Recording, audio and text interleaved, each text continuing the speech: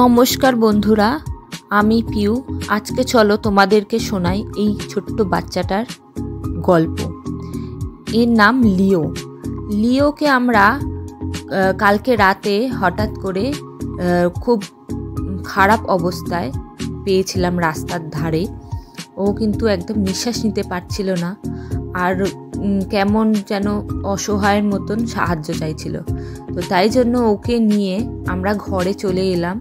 নাকে একটু বাচ্চাদের যে নাসাল ড্রপ হয়, আমার একজন পরিচিত ডক্টর আছে, ওনার সাথে কথা বলে ওর নাকে দেওয়া হলো। আর ওকে অনেক আরামদায়কভাবে একটা বড় কম্বলে মুড়ে বাস্কেটের মধ্যে সারা রাত রেখে দিয়েছিলাম। তো সকালে দেখো একদম সুস্থ আর ভালোভাবে কিন্তু হাঁটাচলা করছে।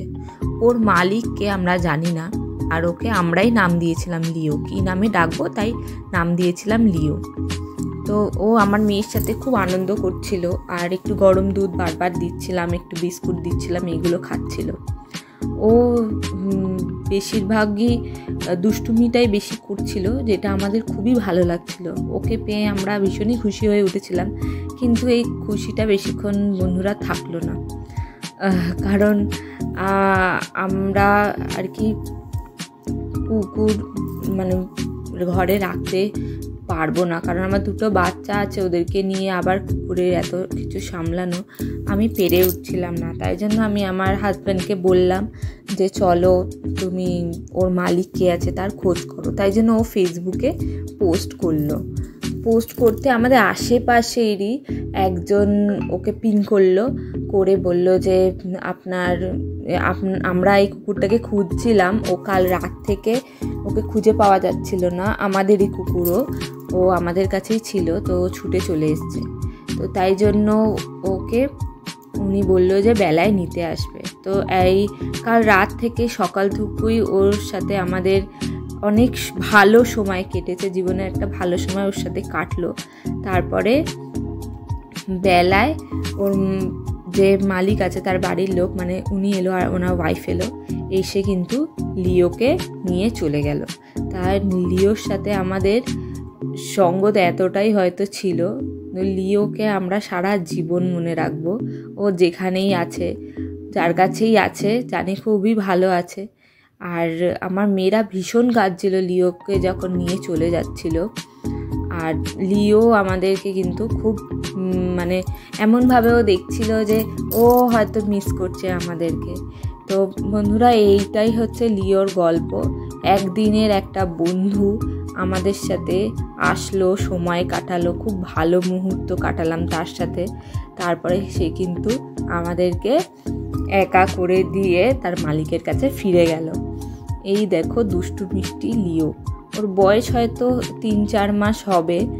আর ও ভীষণ জলি কুকুর, মানে ভীষণ ভালো।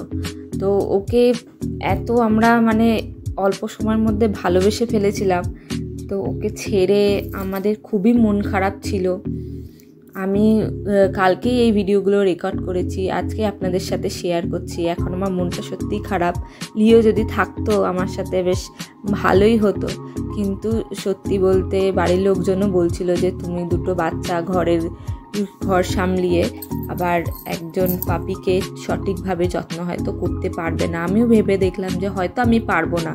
তো যেখান থেকে এসছে তার কাছেই চলে যাওয়া ভালো। ওর হয়তো নিজের বাড়ির লোককে বেশি মিস করছিল, কারণ ও ছোটো থেকেই ওখানে বড় হয়েছে। কিন্তু আমরা ওকে একদিনে এতটাই ভালোবেসে ফেলেছি, আমরাও ওকে খুব মিস করছি।